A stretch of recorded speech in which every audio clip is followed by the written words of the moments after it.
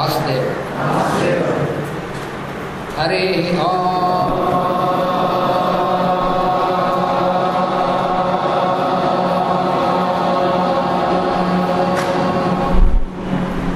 सहना भवतु सहनौ भुनक्तु सह वीर्यं करवावहै तेजस्विनावधीतमस्तु मा विद्विषावहै। ॐ शान्ति शान्ति शान्ति। सर्ववेदार्थतत्त्वज्ञं वेदार्थप्रतिपादकं सर्वज्ञं कृष्णं वन्दे जगद्गुरुम्। ॐ अस्मद्गुरुभ्यो नमः।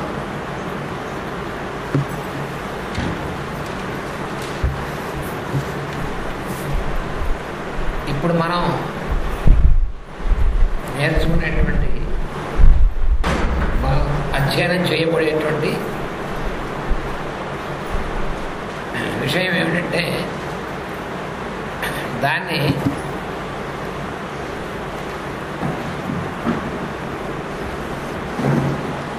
లాస్ ఆఫ్ రైట్ రిలేషన్షిప్ అంటారు.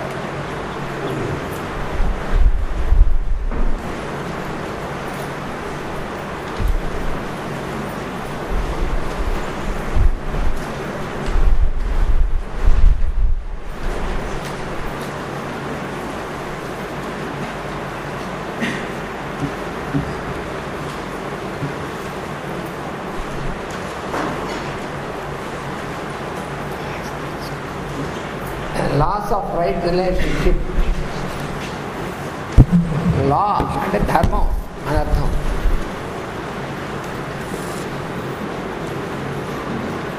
రైట్ రిలేషన్షిప్ అంటే సరైనటువంటి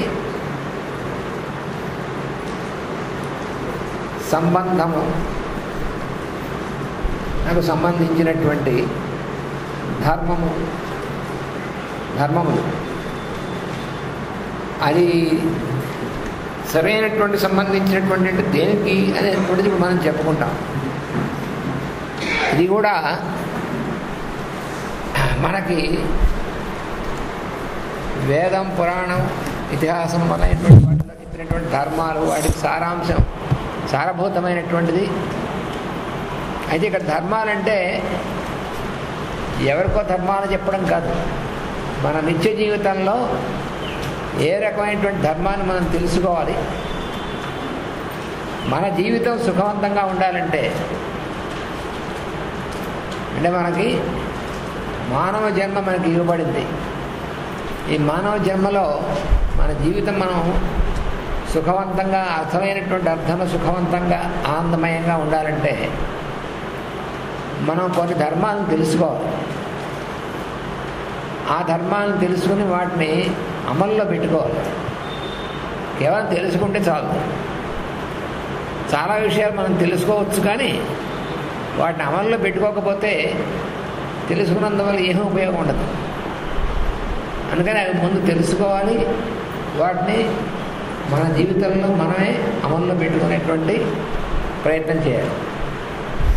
అప్పుడు మనం నిత్య జీవితంలో అనుకునేటువంటి చాలా రకాలైనటువంటి సమస్యలు అనేటువంటి వాటిని ముందే మనం అధిగమించవచ్చు. ఎందుకంటే మానవ జీవితంలో ఎక్కువగా వచ్చేటువంటి సమస్యలు మనం సరైనటువంటి అవగాహన లేకుండా మన ప్రవర్తన ఉండడం వల్ల వచ్చేటువంటివి ఎక్కువ ఉంటాయి. అందువలన సరైనటువంటి అవగాహన మనం ఏర్పరచుకొని ఆ రకంగా ముందు మనం కనుక ఉన్నట్లయితే సమస్యలు వచ్చిన తర్వాత పరిష్కరించుకోవడం ఎలాగా అనేటువంటి దానికంటే సమస్య రాకుండా ముందు మనం ఎలా జీవించవచ్చు అనేటువంటిది చాలా ముఖ్యమైనటువంటిది. ఎందుకంటే మనం కనుక సమస్యారహితంగా మనం ఉండడం చేతైతే మనతో కలిసి చుట్టూ ఉన్నటువంటి వాళ్ళకు కూడా సమస్యలు కలిగించకుండా ఉండగలం. లేకపోతే మన వల్ల మనకే కాకుండా మన వల్ల చుట్టూ ఉన్నటువంటి వాళ్ళకి అందరికీ జీవితం అంతా సమస్యలు ఏర్పరచుకోవడం, వాడి చిక్కులు తెచ్చుకోవడం, చిక్కులు పెట్టుకోవడం, చిక్కులు తీసుకోవడం, దానికే సరిపోతే ఎందుకు భగవంతుడు మనకి ఇంత అద్భుతమైనటువంటిది ఉపాధిని ఇచ్చాడో దాన్ని మనం సద్వినియోగం చేసుకోకుండా జన్మెళ్ళిపోతాం. పాపం అయినప్పటికీ మళ్ళీ ఇస్తూ ఉంటాడు భగవంతుడు. మళ్ళీ ఒకసారి సద్వినియోగం చేసుకోవడానికి అవకాశం మళ్ళీ ఇస్తాడు. ఒకసారి, 2 సార్లు, 100 సార్లు, 1000 సార్లు, 10,000 సార్లు అలా ఇస్తూనే ఉన్నాడు మనకి భగవంతుడు.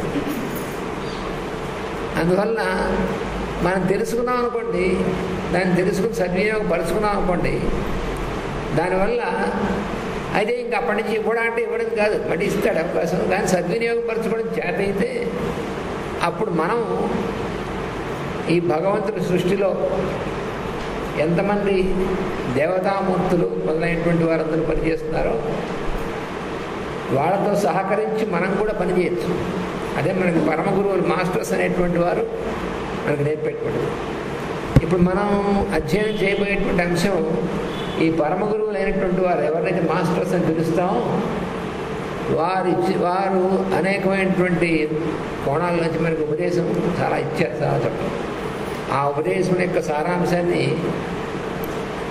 వారి యొక్క శిష్యులైనటువంటి వాళ్ళలో ఉన్నటువంటి ఒక మహానుభావుడు వాడన్నింటినీ ఈ రూపంలో ఆధునికమైనటువంటి యుగానికి, ఆధునికమైనటువంటి సమాజానికి పనికి రావడం కోసం మనకి ఇంగ్లీష్లో కూడా ఇచ్చారన్నమాట. అంటే వీటికి మూలమైనటువంటివన్నీ కూడా భగవద్గీత, ఉపనిషత్తులు, భగవద్గీత, వేదం వాటి యొక్క సారమే. ఇది మనం ప్రారంభం చేద్దాం. దానికి ముందు మాట రాశాడు ఆయన ఇచ్చినటువంటి. The laws of life are the laws of the right relationship with one self, man and God. 3 అంశాలతో మనకు సరైనటువంటి సంబంధం అనేటువంటిది ఉండాలి.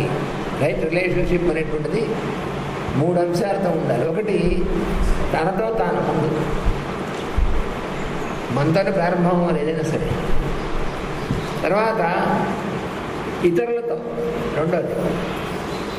ముందు ఆత్మోద్ధరణం చేసుకుంటే వేరే వాళ్ళని ఉద్ధరిస్తాను అనేటువంటిది సరైనటువంటిది కాదు. అందుకని భగవద్గీతలో కూడా చెప్పాడు, స్వామి ఉద్ధరేది ఆత్మనాత్మానం అని చెప్పాడు. మన్ని మనం ఉద్ధరించుకోవాలి అని. అలాగే పరమ గురువుల్లో ఒక ఆయన ఏం చెప్పారంటే, ఒక తమాషైనటువంటి వాక్యాలు చెప్పారు. నీ కర్తవ్యం ఏమిటో తెలుసా? ఈ సృష్టిలో ఉన్నటువంటి జీవరాశుల్లో, మానవుల్లో ఒక తెలివి తక్కువ వాడిని తగ్గించాలి. Reduce the number of fools in this creation, that is yourself అన్నాడు.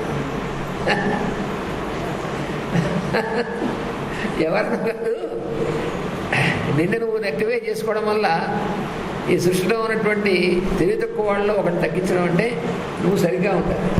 Increase the number of wise men, but is your self.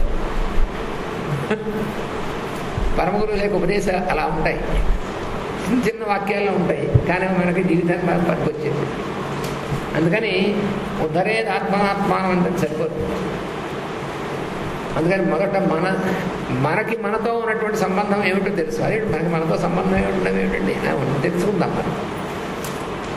మనతో ఏం సంబంధం లేదనుకుని మన జీవితం వెళ్ళిపోతూ ఉంటుంది. అలా కాదు, మనతో మన సత్సంబంధం మనతో ఉండాలనుకుంటున్నాం. తర్వాత ఇతరులతో, అటు పైన మనం సృష్టించినటువంటి భగవంతుడితో. ఈ 3 రకాలైనటువంటి విషయాల్లో మన సత్సంబంధం అయినటువంటిది ఉండాలి. The system of relationship governs life and right relations should be the aim of the endeavour, all endeavour. మన ప్రయత్నం అంతా కూడా రైట్ రిలేషన్షిప్, సరైనటువంటి సంబంధం అనేటువంటిది. A knowledge of the principles and techniques of these right relationships will give priceless guidance, help and inspiration. ఈ right relationships గురించినటువంటి మనకు అవగాహన అనేటువంటిది, దానివల్ల మనకి మనం ఎలా ఉండాలి, ఏం చేయాలి అనేటువంటిది ఒక మనకి గైడెన్స్ అనేటువంటిది మనకి ఏర్పడుతుంది. మంచి ఇన్స్పిరేషన్ మనం ఎలా చేయాలనేటువంటిది మనకి తగినటువంటి దారి కూడా ఏర్పడుతుంది. It leads to an effort to bring human living into line with basic realities, relationships and requirements, and therefore to a better managed life and a better future. మనం జీవిస్తున్నాం, ఏదో జీవిస్తున్నాం. చాలామంది ఏమంటారంటే జీవిస్తున్నాం, మాస్టర్ ఏం చెప్పారంటే లివ్ అవే లైఫ్ కాదు, లివ్ లైఫ్ అన్నారు. జీవించి పారేయడం కాదు, జీవిస్తూ ఉండడం సరిగ్గా, ఎప్పుడు కూడా చక్కగా జీవిస్తూ ఉండాలనేటువంటిది మనం తెలుసుకోవాలి. కానీ ఏదో ఒకటి లైఫ్ అలా వెళ్ళిపోతుంది లేండి, ఏదో ఒకటి వెళ్ళిపోవడం కోసం కాదు భగవంతుడు మనకి ఇచ్చింది. ఏదో ఒకటి ఎలాగో వెళ్ళిపోతుంది, మనం అవునన్నా కాదన్నా అలా వెళ్ళిపోతూ ఉంటుంది, జల ప్రవాహం, నదీ ప్రవాహం లాగా. కానీ దాన్ని మనం ఎందుకు ఇవ్వబడింది మనకి అనేటువంటి సరైనటువంటి అవగాహన కావాలి. ఇది ఏమిటంటే మనకి ఇవ్వబడింది అనేటువంటిది మనకు గుర్తుండాలి. ఇది మనం పొందినటువంటిది కాదు. మన ఈ జీవితం అనేటువంటిది, మన శరీరం, మన జీవితం ఇదంతా కూడా మనకి భగవత్ ప్రసాదం. ఎందుకు ఇచ్చాడు దానికి ఒక భగవంతుడు ఎందుకు ఇచ్చాడంటే భగవంతుడు ఏది ఇచ్చినా ఒక సరైనటువంటి ఒక మంచి సత్ప్రయోజనం ఉంటుంది, దానికోసమే ఇస్తాడు. అందువల్ల అది జీవితం జీవించి పారేయడం కాదు, జీవితం ఎలా జీవించాలో తెలుసుకోవాలి. Better manage life, better future. To live a life of right relationships is the highest good and the highest goal. అన్నిటికంటే మించినటువంటి మంచి పని ఏమిటంటే ఆ విధంగా జీవించడం అనేటువంటిది. Individuals will succeed or fail in life just in so far as they measure up to that vision.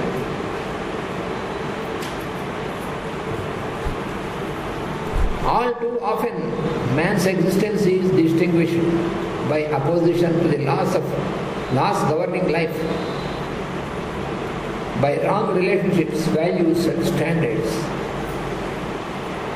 మామూలుగా మనం నిత్య జీవితంలో సరైనటువంటి అవగాహన లేకపోయినట్టయితే ఈ సృష్టిలో ఉన్నటువంటి ధర్మాలు ఏవైతే ఉన్నాయో వాటికి వ్యతిరేకంగా మనం జీవిస్తూ ఉంటాం. సృష్టి అంతా కూడా కొన్ని ధర్మాల ప్రకారం నడుస్తూ ఉంటుంది.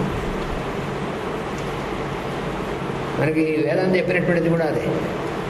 సూర్యచంద్రుల యొక్క గమనం కానీ, గ్రహాల గమనం కానీ, భూమి యొక్క మనం పరిభ్రమణం కానీ, ఇవన్నీ కూడా వాటి కొన్ని ధర్మాలు ఉంటాయి, లాస్. పరమాణు దగ్గర నుంచి సూర్య కుటుంబం దాకా ఇవన్నీ కూడా పనిచేస్తున్నాయంటే సృష్టిలో మన ధర్మాల ప్రకారం పనిచేస్తాయి. ఆ ధర్మాన్ని తప్పవాలి. అవి తప్పాయంటే మనం గందరగోళం అవుతుంది. అవి తప్పకుండా చూడడమే భగవంతుడు చేస్తుంటాడు. అవి ఎప్పుడు కూడా తప్పకుండా నడుస్తూ ఉంటాయి. వాటి ప్రకారం మిగతా జీవరాశులకి జీవితం కూడా నడుస్తూ ఉంటుంది. కానీ మానవుడికి మాత్రం ఒక ప్రత్యేకత ఇవ్వబడింది. అక్కడే వచ్చిన ప్రమాదం.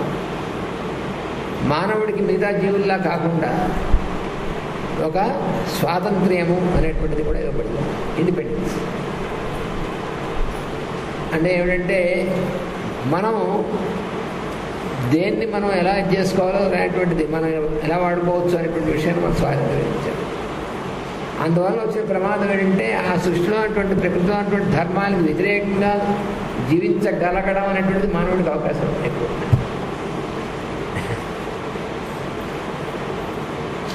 దీనికి మాస్టర్ గారు అనేకమైనటువంటి ఉదాహరణలు ఇచ్చారు. మాస్టర్ గారు లెక్చర్స్ మనం వింటుంటే, మాస్టర్ గారు ఉపన్యాసాలు, ఈకే గారు ఉపన్యాసాలు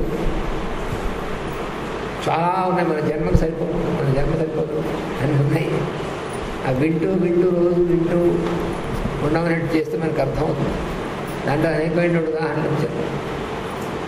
అవి మనం చెప్పుకుంటాం మధ్య మధ్యలో.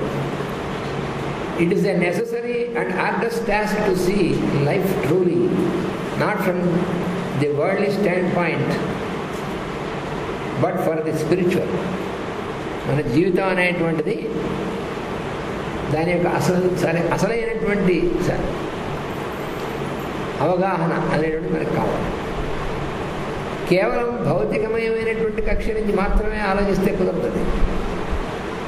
ఈ భౌతికమైనటువంటి శరీరం కూడా సత్యమే, కానీ దీనికి మాత్రమే పరిమితం కాకుండా అది ఆత్మకు సంబంధించినటువంటిది అని మనకు అవగాహన రావాలి. అది స్పిరిచువల్ అంటే అర్థం. అది ఆధ్యాత్మికం అంటూ ఉంటారు. ఆధ్యాత్మికం అనేటువంటి పదాన్ని, సంస్కృత పదం, దాన్ని ఇంగ్లీష్లో స్పిరిచువల్ అని మనం వాడతాం.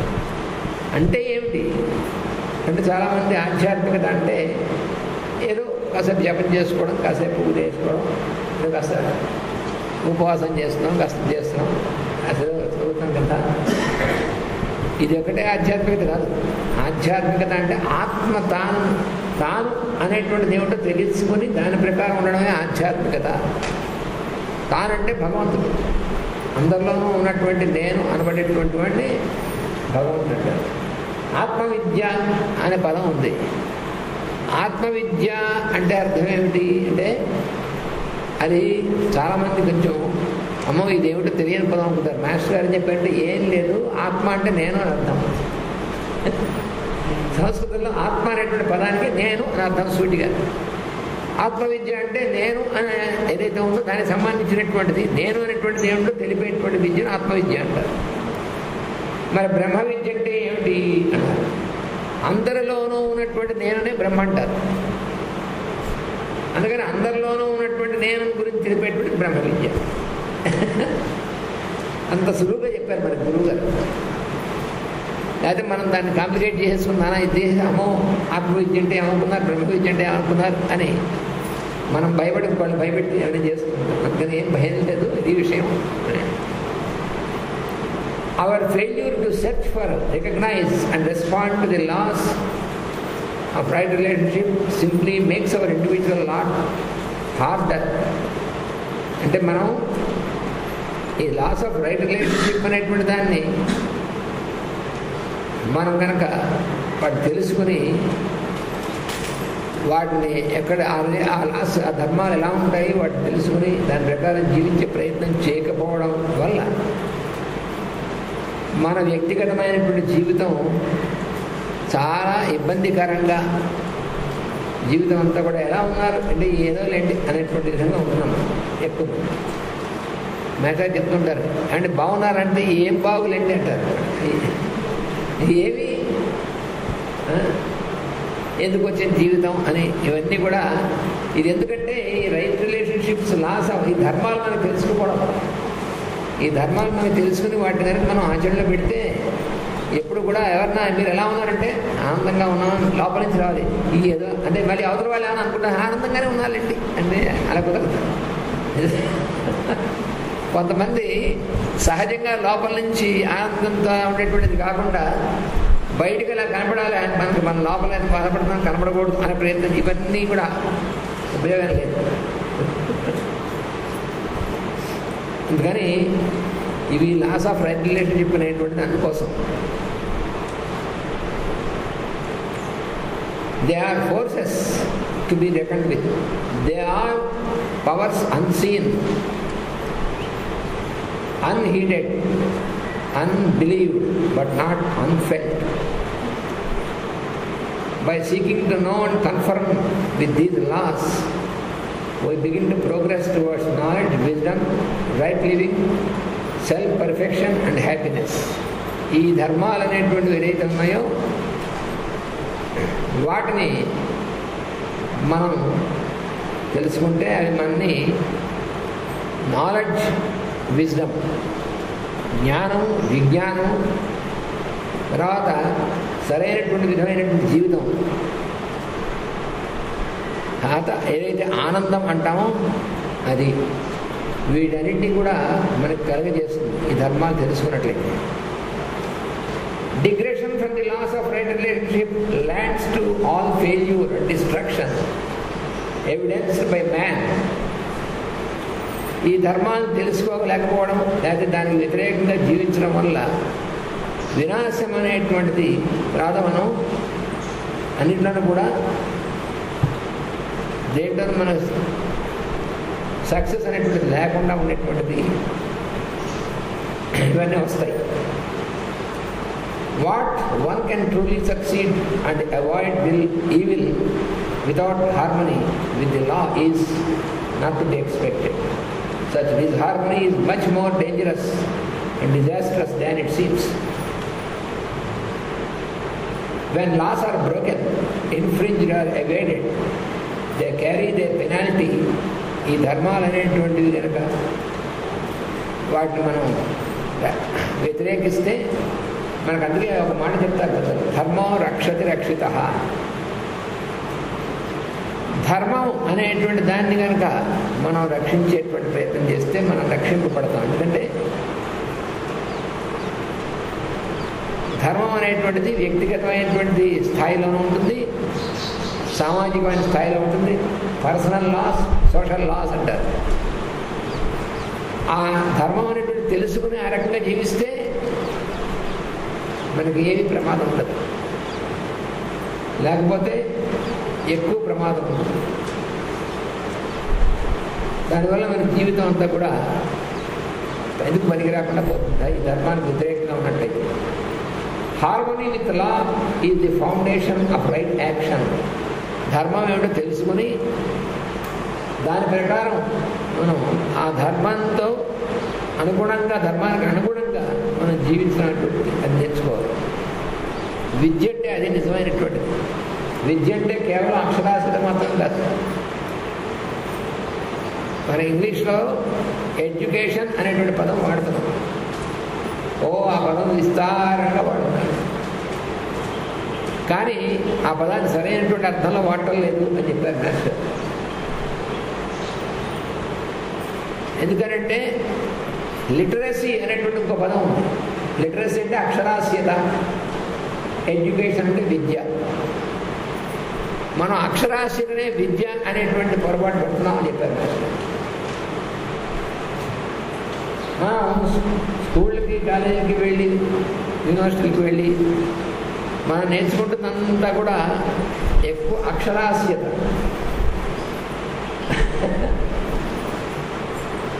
అదంతా విద్య అనుకుంటున్నాం. ఏమిటి విద్యకి అక్షరాస్యతకి తేడా ఏమిటి? విద్యావంతుడు అయినటువంటి వాడు విద్య కాకుండా ఒక అక్షరాస్యుడు అయినటువంటి వాడికి ఎంత తేడా ఉంటుంది అంటే, నిజమైనటువంటి విద్యావంతుడైనటువంటి వాడికి మొదట ఆత్మస్థైర్యం ఉంటుంది, భయం ఉండదు. నేను ఎలా జీవిస్తాను, నాకు ఎట్లా అనేటువంటి భయం ఉండదు. విద్య లేకుండా అక్షరాస్యత మాత్రమే ఉన్నటువంటి వాళ్ళకి, అంటే ఇప్పుడున్నటువంటి పెద్ద పెద్ద డిగ్రీలు, పిహెచ్డీలు, ఎంఎస్లు, ఎంఎస్సీలు, పిహెచ్డీలు, ఎండీలు, డిఎంలు ఇవన్నీ ఉన్నాయి సరే, ఇవన్నీ మంచిదే. కానీ విద్య లేకుండా డిగ్రీలు మాత్రం సంపాదించిన వాళ్ళకి అదంతా అయిన తర్వాత రేపు నా జీవితం ఎలా అనేటువంటి భయం ఉంటుంది. అదే దానికి తార్కాణం, అదే ప్రూఫ్. వాడు విద్యావంతుడా కాదా అన్న ప్రూఫ్ ఏమిటంటే, ఇప్పుడు చూస్తున్నాం చాలామంది వాడు క్యాంపస్ సెలక్షన్ రాలేదని సూసైడ్ చేసుకున్నాడు. అంత పిచ్చాడు వాడి. అంటే ఇంకా చదువుతో అయిపోతుండగా ఉద్యోగం వచ్చేయాలి, లేకపోతే జీవితం లేనట్టే అని భయం కదండి. అంటే రైట్ రిలేషన్షిప్ కాదు. ఎక్కడైతే భయం ఉంటుందో అక్కడ విద్య అయినట్టు లెక్క. ఏ రకమైనటువంటి భయమైనా సరే విద్యావంతులైతే ఉండదు. నిజమైనటువంటి విద్య అనేటువంటిది. పైగా నిజమైనటువంటి విద్య ఉన్నప్పుడు పరస్పరత్వం అనేటువంటిది ఉంటుంది, కోఆపరేషన్ అనేటువంటిది ఉంటుంది, స్పిరిట్ ఆఫ్ కోఆపరేషన్. విద్యావంతులు కాకుండా కేవలం అక్షరాస్యులైనటువంటి వాళ్ళకి స్పిరిట్ ఆఫ్ కాంపిటీషన్, అది కొంపం చేస్తుంది. స్పిరిట్ ఆఫ్ కాంపిటీషన్ ఇప్పుడు నేర్పుతున్నటువంటిది. మనం నేర్చుకుంటున్నటువంటిది ఏమిటి? Spirit of competition. మిగతా వాళ్ళకంటే మనం ఎంత ముందుగా ఉండాలి, మిగిలినటువంటి వాళ్ళకంటే మనం ఎంత పైగా ఉండాలి, ఇది స్పిరిట్ ఆఫ్ కాంపిటీషన్. దానికోసం అహోరాత్రాలు నిర్విరామంగా చూసారా, మనకి ఈ సెట్ల పరీక్షలు చూసారా, యమసెట్లు ఇవన్నీ, వాటి కోసం అహోరాత్రాలు ఎలా అయితే అది గుర్తుపెట్టుకోవడం కోసం ప్రయత్నం చేస్తుంటారు. వాళ్ళు గుర్తుపెట్టుకుంటారు తప్ప వాళ్ళకి ఆ సబ్జెక్ట్ విద్య ఉండదు. అలాగుంటే జీవితం అంతా కూడా అంటే దానివల్ల ఉపయోగం లేదు. విద్య అనేటువంటి వేరు, అక్షరాస్యత వేరు. మన పెద్దలు ఇంత ముందు తరాల వాళ్ళు అక్షరాస్యత తక్కువ ఉన్నప్పటికీ విద్యావంతులు వాళ్ళందరూ. అందుకని చాలా ఆనందంగా జీవించేవారు. వాళ్ళు ఆనందంగా ఉండేవారు, మిగతా వాళ్ళకు కూడా ఆనందంగా ఉండేవాడు. ఎప్పుడు కూడా సిద్ధంగా ఉండేవాళ్ళు. వాళ్ళు అందరూ కలిసిమెలిసి ఆనందంగా ఉండేవాళ్ళు. వాళ్ళకేం భయం ఉండేది కాదు. మనకి రేపెట్టాలి భయం లేదు. ఇప్పుడు మనం అక్షరాస్యులం అయిపోయాం, విద్య అనేటువంటిది పోయింది. ఆ విద్య కూడా అక్షరాస్యత కొనుక్కుంటున్నాం. నేస్తారు ఎప్పుడు అనేవారు, much literacy is being sold in the name of education. విద్య కొనుక్కునే ప్రయత్నం చేస్తున్నాం. విద్య వచ్చేటువంటిది కదా కొనుక్కుంటే. లేదా కొనుక్కోలేము విద్యను. డిగ్రీలు కొనుక్కోవచ్చు, అక్షరాస్యులు మనం కొనుక్కోవడమే మనం చేసేది. అది కొనుక్కోవడం అంటే బాగుంటుందని డొనేషన్ అంటున్నాం. ఏ పేరు పెడితే మనం చేసేటువంటిది.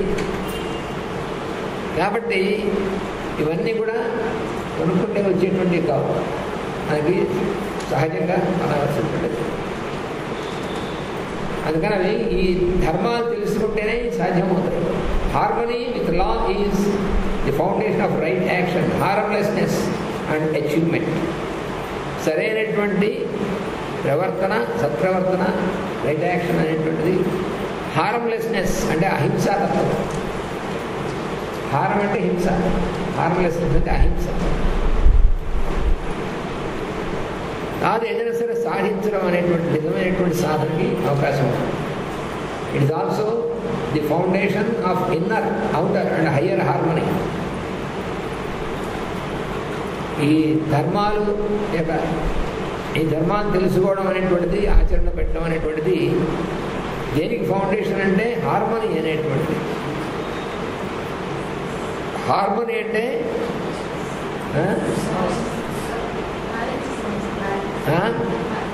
హార్మనీ అంటే ఏమిటంటే సమత్వం అంటే యోగమే.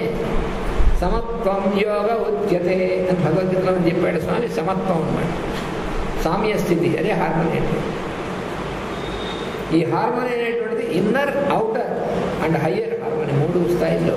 ఒకటి ఇన్నర్, లోపల హార్మనీ, లోపల సమత్వం ఉండాలి. బయట సమాజం, బయట వాళ్ళతో మన ప్రవర్తనలో సమత్వం ఉండాలి. And higher harmony with one self, one's environment, one's environ units and creator of all. ఇలా 3 రకాలుగా హార్మనీ అనేటువంటి. The laws of right relationship are intimately associated, are interrelated, interacting and interdependent. One needs to follow all divisions of the threefold law, not just the part one prefers, but all are equal importance to our security. Not a single part may be disregarded. Its lack may prove reunion tomorrow, if not today. Ruinous. Its lack may prove ruinous tomorrow, if not today. When there is right relationship in all fields, we can face the future with confidence and courage. మనకి అన్ని స్థాయిల్లోనూ, అన్ని రంగాల్లో కూడా right relationship అనేటువంటిది కనుక మనం apply చేస్తే అప్పుడు మనకి మన భవిష్యత్తు గురించేటువంటి ఫుల్ కాన్ఫిడెన్స్ మనకి. మన కాన్ఫిడెన్స్ ఇవన్నీ ఉన్నా ఎందుకు లేకపోతుందంటే ఈ రైట్ రిలేషన్షిప్ లేకపోవడం. ధనవంతుడైనా కాన్ఫిడెన్స్ ఉండదు. ధనం మీద ఆధారపడి కాదు, మనకు ఉన్నటువంటి పలుకుబడి మీద ఆధారపడి కాదు. ఇవేమీ కావు. అందుకని మనకు ఉపనిషత్తులో ఒక వాక్యం ఉంది, న కర్మణా న ప్రజయా న ధనేన త్యాగేన ఏకేన అమృతత్వమానశు అనంది. అంటే మనం చేసేటువంటి గొప్ప గొప్ప పనులు వాటి మీద ఆధారపడి కాదు. అలాగే మనకు చాలామంది పలుకుపడింది, చాలామంది తెలుసు, నాకు ఇవి ఉపయోగం లేదు. లేకపోతే నాకు చాలా ధనం ఉంది, చాలా ధనవంతుడు నేను, ఏమీ ఉపయోగం లేదు. ఇవన్నీ ఉపయోగించేవారు. మరి దేనివల్ల అమృతత్వం పొందుతారు? అమృతత్వం అనేటువంటిది ఇమ్మోర్టాలిటీ అంటారు ఇంగ్లీష్లో. అమృతత్వం దేనివల్ల సిద్ధిస్తుంది? అమృతత్వం అంటే త్యాగేన ఏకేన, కేవలం త్యాగము అనేటువంటి దానివల్ల మాత్రమే అమృతత్వం అనేటువంటి సిద్ధిస్తుంది తప్ప ఇది దేనివల్ల కాదు అని ఉపనిషత్తులో మనం చెప్పారు. అందువల్ల as we establish right relationships through our knowledge of the various laws and scientific techniques, we will automatically acquire the many material and spiritual rewards incidental thereto. మనకి రెండు స్థాయిల్లో ఉన్నాయి. ఒకటి మెటీరియల్ అంటే భౌతికమైనటువంటి స్థాయిలో, భౌతిక జీవితంలో. రెండోది స్పిరిచువల్, ఆత్మస్థాయిలో. భౌతికమైన స్థాయిలోను ఆత్మస్థాయిలోను రెండింటిలోనూ కూడా మనకి సరైనటువంటి రివార్డ్ మనకి భగవంతుడు ఇచ్చినటువంటిది. ఇది మనం పొందగలగాలంటే ఈ ధర్మాలు అనేటువంటిది మనం తప్పకుండా తెలుసుకుని వాటిని ఆచరణలో పెట్టడం చేయాలి. Right relationship is the only true way to all good and the solution for all problems. మనకి అనేకమైనటువంటి సమస్యలకి ఆ సమస్యలకి పరిహారం ఏమిటని తెలియాలంటే రైట్ రిలేషన్షిప్పే అని ముందు చెప్పారన్నమాట. మొట్టమొదటిది లాస్ ఆఫ్ హెల్త్. మొట్టమొదటిది మళ్ళీ హెల్త్ గురించి ఉంటుంది. అందుకే మరి హెల్త్ ఉంటేనే మిగతా ఉండేది. ఎక్కడైనా సరే ముఖ్యమైనటువంటిది ఆరోగ్యమే. అందుకని ఆరోగ్యానికి సంబంధించినటువంటి ధర్మాలు ఏమిటో మొట్టమొదటి చెప్తున్నారు. Laws of health.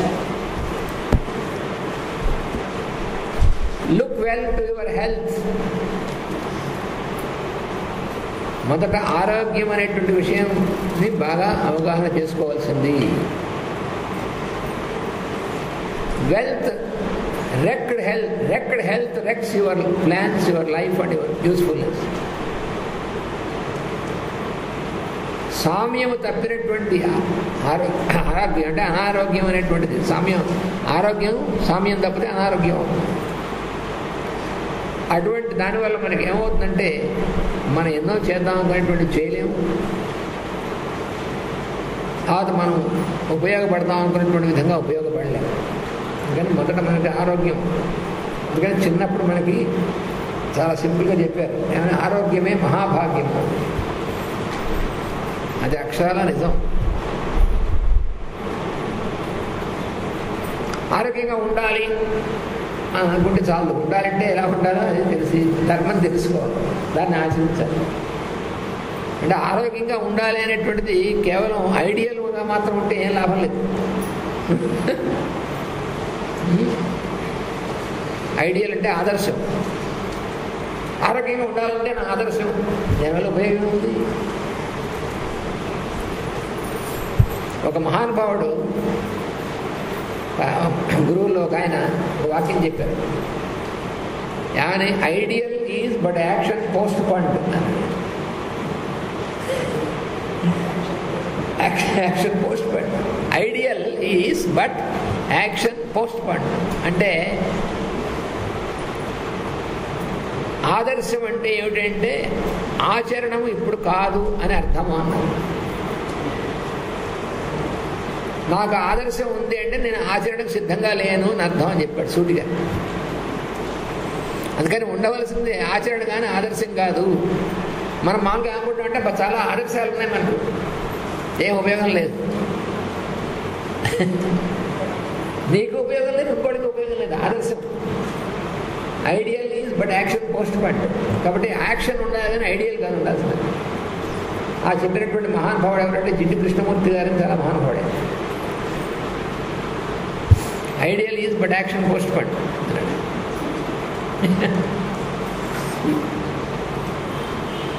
వాళ్ళ మహానుభావులు ఎప్పుడు చిన్న వాక్యాలు చెప్తారు మనకి. అందుకని మనకు ఉండవలసిన ఆదర్శాలు కావు, ఆచరణ. Emphasis upon the loss of health is of a major importance and something which we are apt to forget or to give no thought at all. ఎక్కువగా మనకు మరుపు కలిగేటువంటిది లాస్ ఆఫ్ హెల్త్. ఆరోగ్యానికి సంబంధించినటువంటి ధర్మాలు ఏమిటి ఉన్నాయో అవి తెలుసుకోలేకపోవడం వల్ల మనం ఇబ్బంది పడుతుంటాం.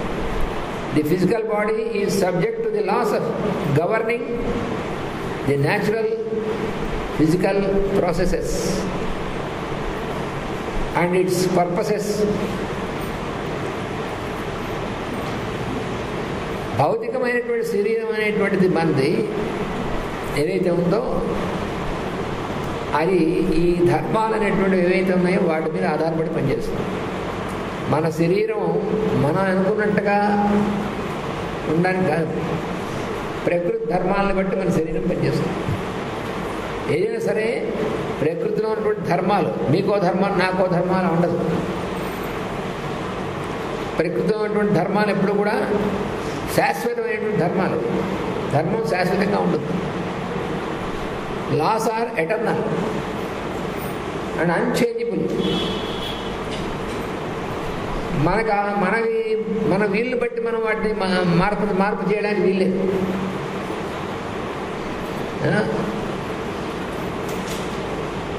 మన వీళ్ళు బట్టి మనం ఆ ధర్మాన్ని మారుస్తాం అనుకుంటే చాలా తెలివి తక్కువదనం అన్నమాట.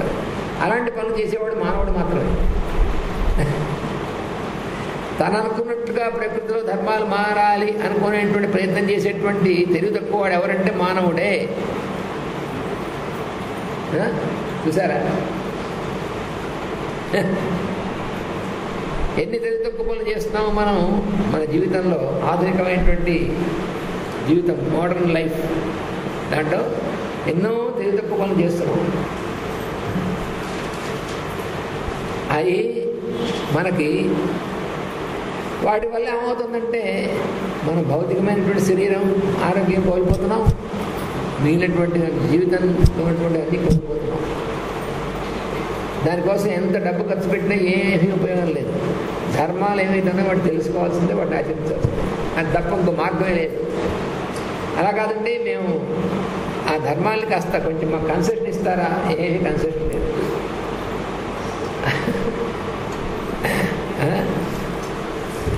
Because of the service it renders, the body is worth all the care necessary to its well-being. ఎంత అద్భుతమైన వాక్యం చూడండి. మన శరీరం మనకి చాలా సేవ చేస్తుంది. అదే మన శరీరం మనకు సేవ చేయడం ఏమిటంటే అనిపిస్తుంది మనకి. ఎందుకంటే శరీరమే మనం అనుకునేటువంటి స్థితిలో ఉండడం వల్ల. నేను అనగా ఈ శరీరము అంటే శరీరం నాలో భాగం అనేటువంటి సత్యం, కానీ నేను అనగా శరీరం అనేటువంటిది ఎలా అంటుంటే నేను అనగా ఈ చొక్కా అన్నట్టుగా. ఈ చొక్కా నేను పైన కప్పుకున్నాను అనమాట, వేసుకున్నాను, పైన కప్పుకుని ఉన్నాను. అలాంటి ఈ చొక్కా నేనెట్లా అవుతుంది? అలాగే ఈ శరీరం కూడా అంతే. అయితే ఈ శరీరం అనేటువంటి పనికిరానిది భగవంతుడు ఎందుకు ఇస్తాడు? శరీరం అనేటువంటిది దాని గురించి ఏం చెప్పారు పెద్దలు? శరీరం ఆద్యం ఖలు ధర్మ సాధనం. చాలా అద్భుతమైనటువంటి వాక్యం. శరీరం ఆద్యం ఖలు ధర్మ సాధనం. Body is the first and foremost instrument for the practice of law. మనకి మొట్టమొదట మనకి భగవంతుడు ఇచ్చినటువంటి ధర్మ సాధనం ఇది. ఈ శరీరం ఎందుకు ఇచ్చాడంటే ధర్మ సాధనంగా ఇచ్చారు, అంతేగాని మన ఇష్టం వచ్చినట్టు మనం చేయడం కోసం కాదు ఇచ్చింది.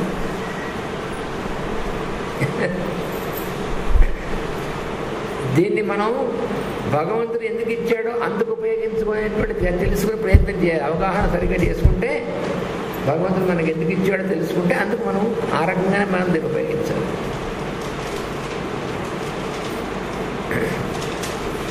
అందుకని ఈ శరీరం అనేటువంటిది మన సేవ కోసం ఇచ్చాడు భగవంతుడు మనకి. శరీరం అనేటువంటిది మనకు సేవ చేసేటువంటిది ఒక ఇన్స్ట్రుమెంట్.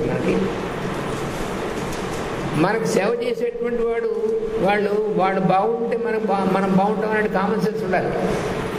సొసైటీలో కూడా అంతే, సమాజంలో కూడా ఎవరైతే మనకు సేవ చేస్తారో వాళ్ళ మంచి చెడ్డలు జాగ్రత్తగా చూసి వాళ్ళు కూడా బాగుండేట్టుగా మనం చూస్తుంటే ఏమవుతుందంటే సమాజం అంతా బాగుంటుంది, మనం కూడా బాగుంటాం. అలాగే శరీరం కూడా మనకు సేవ చేసేటువంటి వాడి కింద లేక సేవపడనమాట శరీరం. మన శరీరం ఫస్ట్ మనం సేవ చేసేటువంటి. మనం ఎక్కడైనా వెళ్ళాలనుకోండి, మనం కాళ్ళే కదా మనం నడవడానికి. మన శరీరంలో ప్రతి అవయవం కూడా మనకి పనికొచ్చేటువంటిది. లేకపోతే ఎలా ఇస్తుంది భగవంతుడు? అది తెలియక ఇప్పుడు మెడికల్ సైన్స్లో కొన్ని పనికిరానటువంటి ఉన్నాయి అనేటువంటిది కనిపెట్టారు కొత్తగా. కొన్ని అవయవాలు పనికిరానివి, అది అనవసరంగా తీసేయచ్చు వాటి పనికిరానివి అని. ఉదాహరణకి అపెండిక్స్ అనేటువంటిది ఉంటుంది, దాన్ని తీసేస్తుంటారు. ఎందుకంటే ఇది ఉంటే నొప్పి వస్తుంది ఎప్పుడో. అంటే నొప్పి ఎందుకు వస్తుంది? వీడు ఏదో పని చేస్తే వస్తుంది. నొప్పి దానంతట ఊరికే రాదు, వాడు చేయకూడని పనులు చేస్తే అప్పుడు నొప్పి వస్తుంది. అసలు ముందు అసలు అవయవం లేకుండా ఉంటే నొప్పి రాదు అంటే అప్పుడు తలకాయ తీసేయచ్చుగా, ఏ నొప్పి రాదుగా. తలనొప్పి రాదు తలకాయ తీసేస్తే. అలా ఉంది ఇప్పుడు మన మెడికల్ సైన్స్. అంటే ఏంటి? పనికిరానటువంటి భాగం వాడు సృష్టించినటువంటి వాడు నాడు భగవంతుడు కొత్తగా వీళ్ళు కనిపెట్టారు. ఇంకా వాడికి ఏం చెప్పాలి అంత మూర్ఖులకి? భగవంతుడు పనికిరానటువంటి సృష్టిస్తాడు అనేటువంటిది. మన శరీరంలో కొన్ని పనికిరాని భాగాల్ని భగవంతుడు పెట్టాట అని. దాన్ని మనమేమో చాలా ఖర్చు పెట్టి ఒక వైద్య శాస్త్రంగా అధ్యయనం చేస్తాం. అంత అలా చేస్తున్నాం కాలేజీలో, యూనివర్సిటీలో. అని చెప్పేటువంటి వైద్య శాస్త్రాలు ఇలాంటివి ఉన్నాయి. అవయం పనికిరాదు కాబట్టి అంటే దాన్ని అది ఎందుకు పనికి వస్తుందో నాకు తెలియదని ఒప్పుకోవడం. ఆ అవయవం ఎందుకు పని చేస్తుందో నాకు తెలియదు అని ఒప్పుకునేటువంటి బదులు అది ఎందుకు పనికిరానటువంటి అవయవం అని అజ్ఞానం అన్నమాట అది. Period of physical weakness and incapacity are of value only for demonstrating absolute necessity of good health if one is to accomplish anything. అయితే అప్పుడప్పుడు మరి భౌతికమైనటువంటి శరీరం, భౌతికమైనటువంటి స్థితిలో నీరసం, చేతకాకపోవడం ఇటువంటి కొన్ని వస్తాయి కదా. దాన్ని ఎలా అర్థం చేసుకోవాలి అంటే period of physical weakness and incapacity are of value only for demonstrating the absolute necessity of good health. అలా ఉన్నప్పుడు మనకి మనం మంచి ఆరోగ్యం అనేటువంటిది ఎంత అవసరమో తెలియజేస్తుంది. అప్పుడు మనకి మిగతా అప్పుడు ఆలోచించము. ఎప్పుడైనా మనకు అనారోగ్యం, నీరసం, అనారోగ్యం కలిగినప్పుడు అబ్బా ఇప్పుడు నీరసం, అనారోగ్యంగా ఉండడం వల్ల కదా మనం ఇబ్బంది పడుతున్నాం, ఆరోగ్యంగా ఉంటే ఎంత బాగుండు, ఆరోగ్యంగా ఉండడం ఎంత ముఖ్యం అప్పుడు తెలుస్తుంది.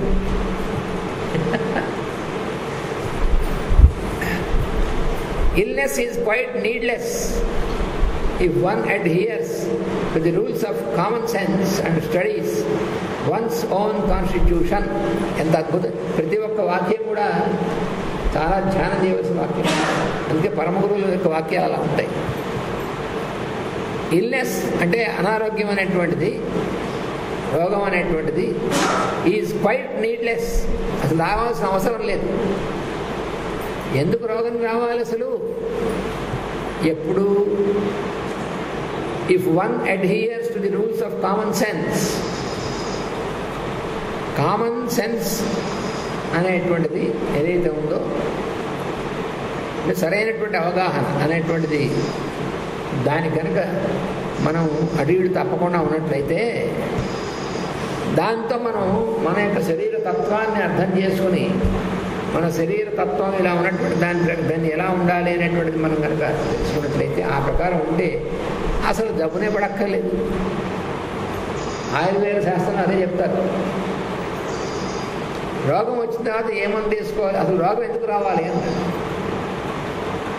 ఎందుకు నీకు భగవంతుడు నీకు మంచిగా ఉండమని కదా మంచి జీవితాన్ని ఇస్తే, రోగం ఎందుకు? రోగం భగవంతుడు ఇచ్చాడు అనుకోండి, రోగం భగవంతుడు ఇవ్వలేదు, మనం తెచ్చుకున్నాం. మాస్టర్ గారు ఒక చక్కని ఉదాహరణ ఇచ్చేవారు.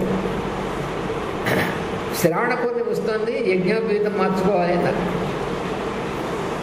సరే, ముందు రోజు వెళ్ళి పురోహిత దగ్గరికి, అయ్యా ఒక యజ్ఞోపవీతం ఇవ్వండి మార్చుకోవాలి అంటే ఆయన యజ్ఞోపవీతం ఇచ్చాడు. పొద్దున సూర్యోదయ సమయానికి ఆయన ఈ యజ్ఞోపవీతం పాతది, ఇది ధరించి పాత తీసేయాలి అని చెప్పాడు. సరే బాబా సూర్యోదయ సమయం సిద్ధమయ్యాడు, కూర్చున్నాడు. కానీ ఈ యజ్ఞోపవీతం తీసుకోవడం చేతగాక అది ముళ్ళు పడిపోయి, వీడు ఆ ముళ్ళు తీసుకోవడం కోసం చేసే ప్రయత్నంలో మధ్యాహ్నం అయిపోయింది. వీడు అనుకుంటున్నాడు పురోహితుడు నాకు యజ్ఞోపవీతం అంటే ముళ్ళు కూడా, ఆయన ముళ్ళు ఇవ్వలేదు, ఆ యజ్ఞోపవీతాన్ని ఇచ్చాడు, ముళ్ళు వేసుకున్నావు అన్నారు మాస్టర్ గారు. ఈ ఉదాహరణ ఇచ్చాడు. అందుకని ప్రాబ్లమ్స్తో మనం పుట్టలేదు. ప్రాబ్లమ్స్ భగవంతుడు ఇచ్చినవి కావు.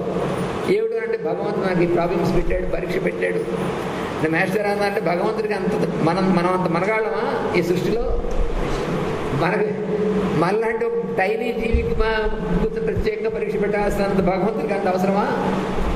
అందుకని ఇవన్నీ ఊరికే అనవసరం ఏంటంటే ఊహలు రెక్టిఫై చేసుకోవాల్సింది మనకు ఇక్కడ అనమాట. మన కామన్ సెన్స్తో మనం ఉపయోగించాలి. అయితే మనం అసలు ఉపయోగించింది common sense,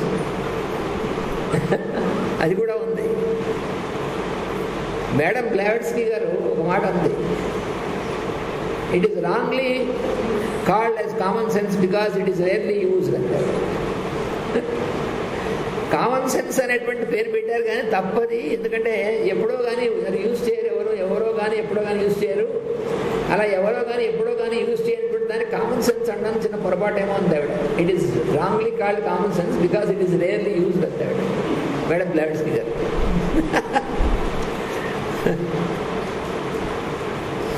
self discipline and health are closely connected. ఇది మరొక వాక్యంతో ఉంటుంది. సెల్ఫ్ డిసిప్లిన్, తనకు తాను పెట్టుకునేటువంటి క్రమశిక్షణ సెల్ఫ్ డిసిప్లిన్ అంటే. ఒకళ్ళనొకళ్ళు డిసిప్లిన్లో పెట్టడం కాదు, మనం డిసిప్లిన్లో పెట్టుకోవడం self discipline. Self discipline and health, క్రమశిక్షణ, తనకు తాను పెట్టుకునేటువంటి క్రమశిక్షణ, ఆరోగ్యము అనేటువంటివి, ఆ రెండు ఒకదానికొకటి విడదీయన సంబంధం ఉందన్నమాట. అది చెప్తున్నారు ఇక్కడ.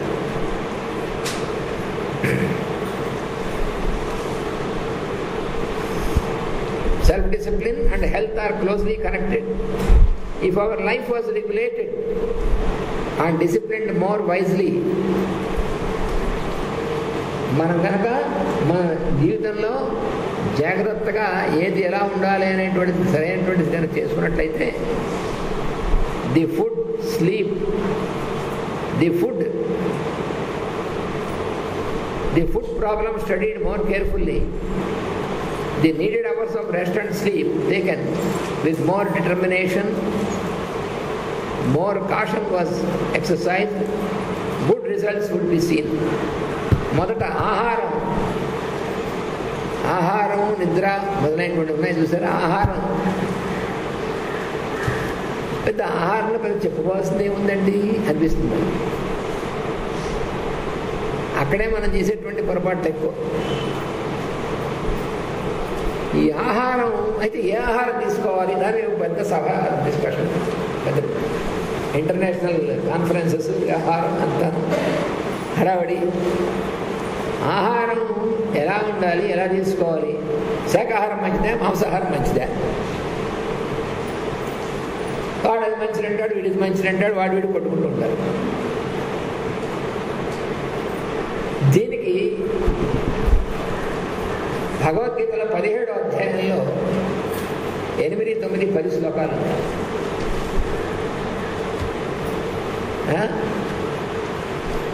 మనకు ప్రతి ఒక్క విషయంలోనూ సరైనటువంటి సమాధానం ఎక్కడ దొరుకుతుంది అంటే భగవద్గీత దొరుకుతుంది. ఏదైనా సమస్య ఉంది, దాని పరిష్కారం ఎక్కడ దొరుకుతుంది, భగవద్గీత తీయండి దొరుకుతుంది. ఇందులో 100%. ఇది చాలామంది మహానుభావులు వాళ్ళ జీవితంలో నిరూపించి చూపించారు. ఉదాహరణకి మహాత్మా గాంధీ గారు నిత్యము భగవద్గీతలో ఉన్నటువంటి ఆ శ్లోకాలను చదివి అప్పుడు ఆయన యాక్షన్లో దిగేవారు అని ఆయన రాసుకున్నారు. చూడండి ఏం చెప్పారో 17వ అధ్యాయంలో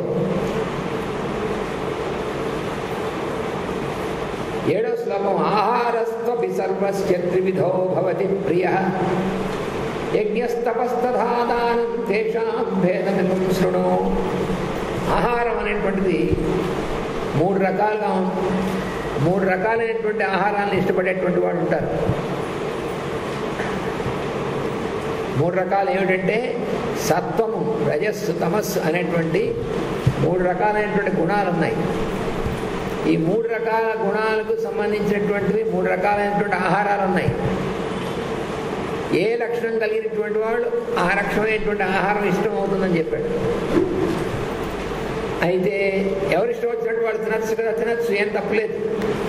తినద్దని చెప్పలేదు ఆయన. కానీ ఏది తింటే మన శరీరం ఎలా ఉంటుందో అది తెలుసుకుని దాని ప్రకారం నీ ఇష్టమైతే తిన్నాను. భగవద్గీతలో ఎప్పుడు కూడా బలవంతంగా నెత్తిన రుద్దలేదు. చాలామంది పొరపాటు పడుతుంటారు. శ్రీకృష్ణుడు బలవంతాన్ని నెత్తిన రుద్దాడు అర్జునుడికి, ఏం చాలా తప్పది. ఏమి నెత్తి, ఎందుకంటే చివర చెప్పాడు యథేచ్ఛసి తథా కురు అన్నాడు. మనం మర్చిపోకూడదు. నీకు చెప్పవలసినంతా చెప్పాను, ఏది మంచిదో ఏది మంచిది కాదు, ఆ పైన నీకు ఎలా అనిపిస్తే అలా చేయన్నాడు. అంతేగాని భగవంతుడు నా అర్జునుడిని నువ్వు చేయబోతు చంపేస్తాను లేదు. యథేచ్ఛసి తథా కురు అన్నాడు. అందుకని ఇక్కడ చూడండి, మొట్టమొదట సత్వగుణానికి సంబంధించినటువంటి ఆహారం ఎలా ఉంటుందో చెప్తున్నాడు. ఆయు సత్వబలారోగ్య సుఖ ప్రీతి వివర్ధనా రస్యా స్నిగ్ధా స్థిరా హృద్యా ఆహారా సాత్విక ప్రియా. 8వ శ్లోకం 17వ అధ్యాయంలో. Foods full of juice, Russia అంటే అర్థం అది రసము కలిగినటువంటివి, చక్కగా మంచి రసము కలిగినటువంటి పదార్థాలు. స్నిగ్ధా, స్నిగ్ధం అంటే అర్థం ఏంటంటే జిడ్డు ఉండేటువంటి, అంటే నెయ్యి మొదలైనటువంటి నెయ్యి, ఆదా మంచి రకాలైనటువంటి నువ్వుల నూనె మొదలైనటువంటి నూనె మొదలైనటువంటివి, ఇలాగ జిడ్డు కూడా ఉన్నటువంటివి. రస్యా స్నిగ్ధా. స్థిరా డిజైరబుల్. హృద్యా ఆదా మనకి చాలా హృద్యములు అంటే హృదయం అంటే హార్ట్, గుండెకు సపోర్టింగ్ అనేటువంటిది కాదు, ఆ హృదయానికి ఒక మంచి ఫీలింగ్ ఇచ్చేటువంటిది అటువంటివి. ఇవి foods full of juice, oil and proteins are desirable for spiritual practitioner. ఎవరికి ఆహార సాత్విక ప్రియా, సాత్విక ప్రియులైనటువంటి వాళ్ళు, అంటే సత్వగుణము అనేటువంటి గుణం ఆ లక్షణం కలిగినటువంటి వాళ్ళు, సత్వగుణం ఇష్టమైనటువంటి వాళ్ళు ఉంటారే, వాళ్ళకి ఇటువంటి ఆహారం ఎక్కువ ఇష్టంగా ఉంటుంది జన్మతః. He should eat foods of good taste and select those that improve his health, strength, ease and poise. Health ఆరోగ్యము, స్ట్రెంగ్త్ అంటే బలము, ఈజ్ అంటే హాయిగా సుఖంగా ఉండడం, పాయిజ్ సామ్యంతో ఉండడం, హార్మోనీతో. For a poised one the selection is instinctive. వాడు జన్మతః సత్వగుణం ఉన్నటువంటి వాడు అటువంటి ఆహారాన్ని వాడికి ఇష్టపడతాడు. అది కూడా ఉంది. కొంతమంది జన్మతః సత్వగుణోపేతులు అయి ఉంటారు. ఆ సత్వగుణంతో పుట్టినటువంటి వాడికి సాత్వికమైనటువంటి ఆహారం సహజంగా ఇష్టంగా ఉంటుంది వాడికి. అలా కాకుండా రజోగుణంతో పూరితమైనటువంటి పుట్టినటువంటి వాళ్ళు కానీ తమో గుణంతో పుట్టినటువంటి వాళ్ళు ఉంటారు. వాళ్ళకి వేరే రకమైన ఆహారాలు ఇష్టం చెప్తాడు తర్వాత. అయితే వాళ్ళు కూడా ప్రయత్నపూర్వకంగా మార్చుకుని సాత్వికమైనటువంటి ఆహారం అనేటువంటిది ఇది మంచిదని తెలుసుకుని దానికైనా స్వీకరించడం మొదలు పెడితే వాళ్ళలో కూడా క్రమంగా సత్వగుణం పెరుగుతుంది అని చెప్పాడు. తర్వాత 2వ రకం వాళ్ళు రజోగుణంతో కూడినటువంటి ఆహారాలు ఎటువంటివి? కటు, అమ్ల, లవణ, అత్యుష్ణ, తీక్ష్ణ, రూక్ష విదాహినః ఆహారాః రాజసస్యిష్టాః దుఃఖ శోకామయప్రదాః. రజోగుణం కలిగినటువంటి వాళ్ళు ఎవరైతే ఉన్నారో వాళ్ళకి ఎటువంటి ఆహారం ఇష్టమో చెప్తున్నాడు. చిల్లీస్ అంటే నోట్లో పెట్టుకోగానే నాలిక మండిపోయేటువంటిది. నాలిక దగ్గర నుంచి ముఖద్వారం అన్నమాట, నాలిక అక్కడి నుంచి లోపల దాకా మండిపోవడం అనేటువంటిది ఉంటుంది నోట్లో పెట్టుకోగానే. అటువంటి ఆహారాలు ఇష్టం వీళ్ళకి. అటువంటి ఆహారం రజోగుణంతో కూడినటువంటి ఆహారం. స్ట్రాంగ్ యాసిడ్స్ బాగా పుల్లా ఉంటాయి. నేను కొంతమంది తెలుసు, నాకు ఒక ఆవిడ ఉండేవారు. ఆవిడ వారం రోజుల్లోకి సరిపడా రోజు పెరుగు తోడేసుకునేవారు. అంటే ఇవాళ తోడేసుకునేటువంటిది 7వ రోజున వేసుకునేది అనమాట. ఫ్రిడ్జ్లో పెట్టి కాదు, మామూలుగా బయట పెట్టి, అంటే పుల్లహా అవి అవ్వాలన్నమాట. నాలుగు మీద వేసుకుంటే ఆ పుల్లదనం నాలుగు చిల్లు పడుతుందేమో అనిపిస్తుంది. ఆ గదిలోకి వెళితేనే పుల్లటి వాసన వస్తూ ఉంటుంది. అలా వేసుకునేవారనమాట ఆవిడ. అందుకని స్ట్రాంగ్ యాసిడ్స్, సాల్టీ ఫుడ్స్ బాగా ఉప్పహా ఉండాలి. డ్రైడ్ అంటే బాగా ఎండబెట్టేసినవి, ఒరుగులు, ఒడియాలు మొదలైనటువంటి అప్పడాలు, ఒడియాలు, ఒరుగులు అంటారు సార్, అలాంటివి అనమాట. అండ్ ఫ్రైడ్ ఫుడ్స్ బాగా వేపుడు వేయించేసిన శుభ్రంగా. And foods of pungent taste, చాలా ఘాటైనటువంటి రుచులతో కూడినటువంటి ఫుడ్స్ ఏవైతే ఉన్నాయో ఆహారాలు, అవి ఏం చేస్తాయంటే ప్రొడ్యూస్ ప్రిడామినెన్స్ ఆఫ్ యాక్టివిటీ, రజోగుణాన్ని ఎక్కువ చేసేటువంటివి ఇటువంటి ఆహారాలు. Those with the over active nature, జన్మత ఇటువంటి ఓవర్ యాక్టివ్ నేచర్తో పుడతారు. కొంతమంది రజోగుణంతో పుడతారు. వాళ్ళు చిన్నప్పటి నుంచే పుష్ప పుట్టంగానే చూస్తుంటారు. అలాగా వాడు పుట్టినప్పటి నుంచి వాళ్ళకి తెలిసిపోతుంది. వాడు కొంతమంది పిల్లలు ఉంటారు రజోగుణంతో, వాడు కొడతాడు, తిడతాడు. చిన్నపిల్లడప్పటి నుంచే వాడు ఎవరైనా తల్లిదండ్రులను కొడతాడు, ఎవరైనా కొడతాడు, ఎవరైనా తిడతాడు. అలా ఉంటుంది వాడు పుట్టడమే రజోగుణంతో పుట్టాడు అన్నమాట. Instinctively drawn towards such foods, రజోగుణంతో పుట్టినటువంటి వాళ్ళకి ఇటువంటి ఆహారం సహజంగా ఇష్టం అవుతుంది వాడికి. చిన్నపిల్లలు కొంతమంది చూడండి, వాడు కారమే తింటాడు, వాడు మిరపకాయ తినేస్తాడు. They should rightfully avoid such foods and get diverted to the yogic type of food. వాళ్ళు ఇటువంటి ఆహారం అనేటువంటి దాని నుంచి మార్పు తెచ్చుకుని యోగిక్ ఫుడ్, సత్వగుణోపేతమైనటువంటి దాన్ని అలవాటు చేసుకోవడం మొదలు పెడితే వాళ్ళ మార్పు వచ్చి వాళ్ళు కూడా సత్వగుణోపేతులు అయ్యేటువంటి అవకాశం ఉంది అని చెప్పాడు. ఈ 9వ శ్లోకం. తర్వాత 10వ శ్లోకంలో ఏమంటుందంటే 3వ గుణం అంతండి, రజోగుణం అయిపోయింది కదా, తమో గుణం.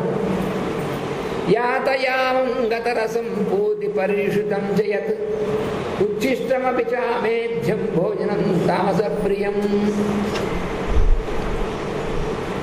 Foods cooked and kept more than 3 hours. యామము అంటే 3 గంటలు. వండిన తర్వాత 3 గంటలు దాటి అలా పెట్టేసి ఉంటే యాతయామం, 3 గంటలు దాటిపోతుంది. యాతయామం గత రసం. ఎవరికైతే తమో గుణంతో పుట్టినటువంటి వాళ్ళు ఉంటారో వాళ్ళకి ఇష్టంగా ఉంటాయి. తమో గుణం ప్రేరేపించేటువంటి ఆహారాలు foods cooked and kept for more than 3 hours after cooking is liked by the people of inertia. They also like things brewing and fermenting. గతరసం, Puthi అంటే బాగా వాసన కొట్టేటువంటిది. పర్యూషితం, వాటి యొక్క పదార్థం ఇది మారిపోయినటువంటిది. అంటే బ్రూయింగ్ అండ్ ఫెర్మెంటింగ్, పులిసిపోవడం, పులిసిపోయి వాసన రావడం, వాడిని కుళ్ళబెట్టడం, ఇటువంటివన్నీ జరుగుతాయి. అలా ఉన్నటువంటి ఆహారాలు ఏవైతే ఉన్నాయో they like the distinguishing smell of preserved foods. అటువంటి ఆ లక్షణం కలిగినటువంటి వాళ్ళు, తామసికమైనటువంటి వాళ్ళకి అది ఎంతగా వాసన వస్తుంటే అంత ఇష్టపడుతుంటారు వాళ్ళు. అది బాగా నిలవబెట్టి ఆ వాసన వస్తుంటే అవి తినడానికి ఇష్టపడతారు. They don't mind. ఇంకా వాళ్ళకి ఇంకోటి ఏమిటంటే ఉచ్చిష్టం. ఉచ్చిష్టం అంటే ఎంగిలి. ఇది భారతీయులకు తప్ప మిగతా వాళ్ళకి తెలియదు. ఇప్పుడు భారతీయులకు కూడా అసలు తెలియదు. ఎంగిలంటే ఏమిటో తెలుసు, ఇప్పుడు వాళ్ళకి ఏం తెలియదు. వాళ్ళకి వేరే జాతి వాళ్ళకి చెప్పాలంటే అసలు మరీ కష్టం. ఎందుకంటే వాళ్ళకి అసలు కాన్సెప్టే లేదు. అందుకంటే మ్యాథ్స్ గారు ట్రాన్స్లేషన్ ఎలా ఇచ్చారు చూడండి. They don't mind one eating and drinking from the plates and cups of others. మనం తాగుతూ ఉంటాం, మళ్ళీ వాళ్ళకి ఇస్తే వాళ్ళ కప్పులు తాగుతుంటాడు, వాళ్ళకి కొన్ని కప్పులు అందరూ కూర్చుని. ఏంటంటే సోషల్. ఒకళ్ళ కప్పులో వాళ్ళు తినడం, వాళ్ళ కప్పులో ప్లేట్లో వాళ్ళు తినడం, వాళ్ళ కప్పులో నుంచి వాళ్ళు తాగడం, ఒకళ్ళు ఎంగిలి వాళ్ళు చేయడం అనేటువంటిది సోషల్. అది తమో గుణం. సోషల్ సంగతి ఎలా ఉందో తమో గుణం ప్రేరేపణ అన్నమాట. అందుకని ఉచ్చిష్టం అమేధ్యం భోజనం తామస ప్రియం. అవి మేధకి వ్యతిరేకమైనటువంటివి, అవి అమేధ్యములు. Such things should be avoided. ఎందుకనంటే మన మేధకి, మన మేధ అనేటువంటి దానికి అది బాగా పనిచేయాలంటే సత్వగుణం అనేటువంటిది ఉంటే సరిగ్గా పనిచేస్తుంది. లేకపోతే ఈ తమో గుణం వల్ల మేధకు వ్యతిరేకమైనటువంటి విధంగా ఉంటుంది. అమేధ్యములు అంటారు అటువంటి ఆహారాలు. ఫుడ్స్ వితౌట్ ఫుడ్ వాల్యూ అవి అమేధ్యములు అంటే షుడ్ బి స్ట్రిక్ట్లీ అవాయిడెడ్. మనం తినేటువంటి వాటిలో మరి ఇవి చెప్పుకోవాలంటే మనం ఇప్పుడు ఎక్కువ మంది రోజు తినేటువంటి వాటిల్లో ఎక్కువ ఏమున్నాయో మనకే అర్థం అవుతుంది. వేరే చెప్పుకోవాలి మనం అవన్నీ దాని కిందకే వస్తాయి. ఫాస్ట్ ఫుడ్స్, లీస్ట్ ఫుడ్స్, ఆ సర్దిపెట్టెలో సర్దిపెట్టి తీసుకునేటువంటి సర్దిపెట్టి అంటే తెలుగులో సర్దిపెట్టి అంటాం, దాన్ని ఇంగ్లీష్లో ఫ్రిజిరేటర్ అంటాం. రిఫ్రిజిరేటర్ ఇంగ్లీష్లో ఉన్నటువంటి పదం రిఫ్రిజిరేటర్ లేక ఫ్రిజిరేటర్, తెలుగులో సర్దిపెట్టె. దాంట్లో పెట్టుకుని చక్కగా మళ్ళీ తర్వాత తీసి మైక్రోవేవ్ ఓవెన్ దాంట్లో పెట్టి ఇలా పెట్టంగానే ఇలా వేడికిపోయి అవి తినామనుకోండి, ఇక మనకి పూర్తిగా మనకి అన్ని రకాలైనటువంటి వ్యాధులు రావడానికి కావాల్సినటువంటి ఏర్పాటు బాగా చేసేట్టే పెడతాం అన్నమాట మన శరీరానికి. వ్యాధులారా రండి రండి అని మేము పిలుస్తాం అనమాట. ఆవాహయిష్యామి అని మనం భగవద్ ఆవాహన చేస్తున్న ఆవాహయామి అని, వ్యాధి మావాహ, క్యాన్సర్ ఆవాహయామి, ఎయిడ్స్ మావాహయామి అని ఆవాహన చేస్తున్నాం అన్నమాట మనం. మళ్ళీ అదే ఎందుకు వస్తాయండి అలాంటివి? మనం చేసేటువంటి పనులు. ఇది భగవద్గీతలో 17వ అధ్యాయంలో ఈ శ్లోకాలు మీరు మళ్ళీ ఎప్పుడైనా చదువుకోండి, మీకు అర్థమవుతుంది. ఎందుకంటే మనం చెప్పుకునే ప్రామాణికంగా చెప్పుకుంటున్నాం, అంతేగాని మనకి అట్లా కాదు మనం చెప్పుకునేది. అత్యంత ప్రామాణికమైనటువంటిది. అవునో కాదో మనకు తెలుస్తూనే ఉంది. మనం ఎలా ఉంటే మనకి ఎలా ఉంటుంది అనేటువంటి మనకు తెలుస్తూనే ఉంది. పుణ్యశాస్త్రి గారు ఏంటి చూసారు, 5 అయింది, మరి ఆయన కావాలి వచ్చేవారు. మనం preventive action, right rhythmic living and right proportional accent upon all phases of life will give complete immunity from illness. అనారోగ్యం అనేటువంటిది, రోగం అనేటువంటిది రాకుండా మన యొక్క శరీరం అనేటువంటిది ఇమ్యూనిటీ అంటే రోగం రాకుండా నిరోధించగలిగేటువంటిది మనకి ఎలా ఉంటుందంటే ప్రివెంటివ్ యాక్షన్. ముందు వచ్చాక దాని గురించి ఏం చేయాలో కాకుండా రాకుండా ఉండేటువంటి దానికోసం ప్రయత్నం, మన దృష్టి ఉండాలి దాని మీద. రోగం వచ్చాక అప్పుడు దానికి ఏమన్నా వేసుకోవాలి, పారాసిటమాల్ వేసుకోవాలా, అది వేసుకోవాలి, ఇది వేసుకోవాలన్నట్టు కాదు. రోగం రాకుండా ఉన్నట్టుగా మనం ఏం చేయాలి, preventive action. Right rhythmic living, తర్వాత మన జీవితంలో చక్కగా ఒక రిథమ్ అనేటువంటిది, మన గుండె కొట్టుకోవడం, శ్వాసకోశం పనిచేయడం అన్నీ కూడా లయాత్మకంగా ఉంటాయి. ఆ లయ తప్పకుండా మనం చూసుకోవాలి. ఆ లయ ఎందుకు తప్పుతుందో కూడా మనం తర్వాత చెప్తాడు. మన గుండె కొట్టుకోవడం లయ ఎందుకు తప్పుతుంది, శ్వాసలో లయ ఎందుకు తప్పుతుంది, ఈ లయ తప్పడం వల్లే వచ్చేటువంటి రోగాలు అని రకరకాలైనటువంటి రోగాలు. ఎందుకు తప్పుతుంది అంటే మన యొక్క ప్రవర్తన వల్ల తప్పుతుంది మనం తెలుసుకుంటాం. మన మానసికమైనటువంటి ప్రవర్తన ముందు ముఖ్యమైనటువంటిది, వాటి వల్ల లయ తప్పుతుంది ఇవన్నీ కూడా. అందుకని rhythmic living and right proportional, దేనికి ఎంతవరకు ఎలా ఉండాలి అనేటువంటిది ప్రపోర్షన్ అనేటువంటిది ఉండాలి. ఆహారం, పానీయం, నిద్ర, పని, వీటన్నిటి మధ్యలో ఒక చక్కటి ప్రపోర్షన్ ఉండాలి. అది లేకుండా అలా గంటలు గంటలు నిద్రపోతుంటారు చాలామంది. ఏమొచ్చింది, బాగున్నప్పుడు కూడా నిద్రపోతుంటే కొన్నాళ్ళైనా బాగుండదు. కొంతమంది ఏమో అసలు నిద్రపోదు, అంటే ఎక్స్ట్రీమ్స్ అన్నమాట. చాలా రకాలు కూడా ఉన్నారు. కొంతమంది రాత్రులు కూడా నిద్రపోకుండా ఏం చేస్తుంటారంటే ఆ టీవీ పెట్టుకుని, లేకపోతే ఇప్పుడు టీవీ కూడా అక్కడ హ్యాండ్లో పెట్టుకుని సినిమాలు చూసుకుంటుంటారు, లేకపోతే అందులో ఏవో ఇంటర్నెట్ చూస్తారు, లేకపోతే ఒకళ్ళు మెసేజ్ ఇచ్చుకుంటారు, SMS ఇచ్చుకుంటారు. ఇంకా వాళ్ళకి ఆరోగ్యం ఏముంటుంది కొంత. రాత్రిపూట ఎప్పుడు నిద్రపోవాలో అప్పుడు మెలుకుని ఉంటారు. అయితే భగవద్గీతలో కొన్ని ఒక శ్లోకం, దాన్ని ఎందుకు అన్వయం చేసుకుంటారు కొంతమంది. యానిశ సర్వభూతానాం తస్మిన్ జాగ్రత్త సంయమి అన్నాడు. ఏదైతే అందరికీ రాత్రో దాని ఎందుకు మేలుకుని ఉంటాడు యోగి, అది అర్థం కాదు. అది దీనికి అన్వయించి అర్థం చెప్పుకొని తప్ప ఉడిపోతుంది.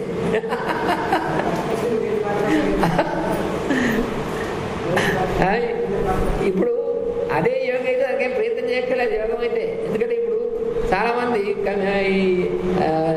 మన దీంట్లో వర్క్ చేస్తున్నారు కదా సాఫ్ట్వేర్లో, వాడు అమెరికాలో వాడికి పగలు కదా, వీడు రాత్రి అయితే వీడు తిట్టాడు, రాత్రి మేలుకుని కూర్చోవాలి. వాడు అక్కడి నుంచి తనతో ఉంటాడు, వాడు మాట్లాడుతుంటాడు, వాడితో వీడు చేయాలంటే వీడు రాత్రంతా వీడు తెలిసి కూర్చోవాలి. ఇక్కడ వీడు పగల మళ్ళీ ఆఫీస్కి వెళ్ళాలి, తెస్తాడు వీడు. అలా ఏమవుతుంది, 10 ఏళ్ళు అయ్యేప్పటికీ వీడికి 30 ఏళ్ళు వచ్చేప్పటికి వీడి ఇంత పైకిరాడు. కానీ ఆహారం నిద్ర మొదలైనటువంటిది వీటి బ్యాలెన్స్లో వాడికి ఉండాలి.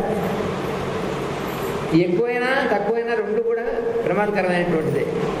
ఆహారం సరే ఎక్కువగా తిన్నా పనికిరాదు,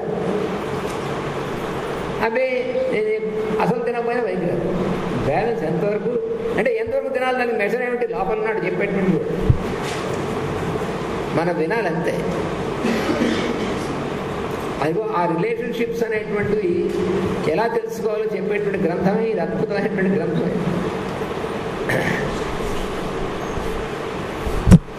అందువల్ల right rhythmic living and right proportional accent upon all phases of life will give you. మనకి జీవితంలో చాలా ఫేజెస్ ఉంటాయి. అంటే జీవితంలో మన జీవితం మొత్తం చూసుకున్నట్టయితే దశలు ఉంటాయి, వివిధమైనటువంటి దశలు ఉంటాయి. ఏ దశలో ఏది ఎలా ఉండాలి అని దానికి ఒక పద్ధతి ఉంది. మనకి రఘువంశం మహాకావ్యం ఉంది, కాళిదాసు ఇచ్చినటువంటిది. అందులో ఒక మాట చెప్పాడు ఆయన, శైశవే అభ్యస్త విద్యానాం యవ్వనే విశేషిణాం వార్ధకే మునివృత్తీనాం యోగేన అంతే తనుత్యజాం అని చెప్తాడు ఆయన. శైశవము అంటే శైశవం అంటే శిశువుగా ఉన్నప్పుడు ప్రాయం అన్నమాట. యవ్వనము అనేటువంటిది రెండవది, వార్ధకము అనేటువంటిది మూడవది, చివరి దశ అనేటువంటిది. ఇలాగే మనకి దానికి ఫేజెస్ ఆఫ్ లైఫ్ అనేటువంటిది తెలుసుకుని ఏ ఫేజ్లో మనం ఏం చేయాలి, ఎలా ఉండాలి అనేటువంటి దాని యొక్క ధర్మాలు ఉన్నాయి. అవి తెలుసుకుని దాని ప్రకారం మనం చేయాలి. అంతేగాని అది కన్ఫ్యూజ్ చేసేసుకుని మనం ఎప్పుడేం చేయాలో తెలియనటువంటి దాన్ని కన్ఫ్యూజ్ చేసుకుంటే శరీరం మనకు పనికిరాదు, మన జీవితం వేస్ట్ అయిపోతుంది. అందుకని ఈ లాస్ ఆఫ్ రిలేషన్షిప్ అనేటువంటిది అంత ముఖ్యమైనటువంటి అంశము మనం తెలుసుకోవాలి. ఇప్పుడు వెంటనే శ్రీ సూక్త వ్యాఖ్యానం